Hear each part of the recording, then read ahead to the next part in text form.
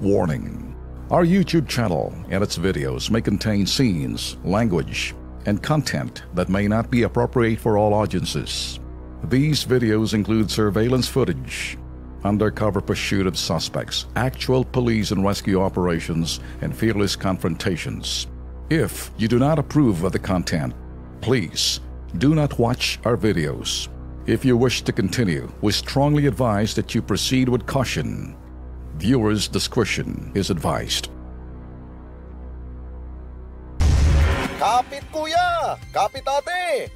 Baka malagot ang tali. Hawak na maigi ng hindi mahuli sa klase. Kilos pronto! Okay, eto.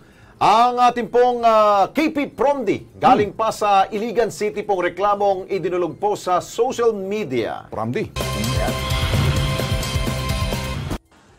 Sa ipinost po ni Minyas Mangorsi sa Facebook, sinabi niyang sana raw ay matulungan ang mga taga-Gatong, Barangay Lanipaw sa Iligan City. Ano ba yan? Dito raw kasi napipilitang tumawid sa ilog ang mga estudyanteng gustong pumasok po sa eskwelahan. Pero imbes po sa tulay, sa lubid lamang po sila bumabaybay. Kita niyo na ho yan, no? Wow. Hindi ho yan monkey bridge. Iba ho yan. Itong ginagamit sa... Alam mo yun sa tawag nito yung team building, di ba? Oo.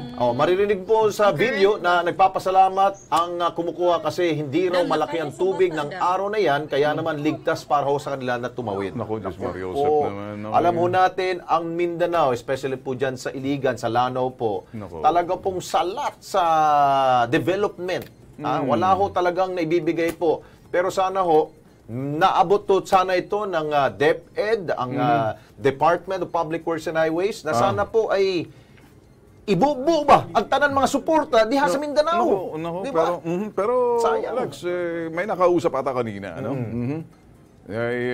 Engineering Office ng Iligan City, pinuntahan na daw kanina yung sinasabing tulay-tulay na yan. At tingnan po nila kung ano magagawan. Pero para sa amin, okay lang yan, mangako kayo ng ganyan. Pero para sa amin, ipa-follow up namin to. Kasi yung mga ganong klaseng sumbong Promdi, ito yung sinasabi natin ng tulong ng social media talaga, malaking bagay. Instant talaga. Kaya ipapangako ho namin, bibigay ho kami ng update dyan. At mas maganda sigurong makausap talaga natin, i-record natin para pakita natin na hindi kami basta lang kontento sa pangako, ay papakita ho natin talagang gagawin ho nila.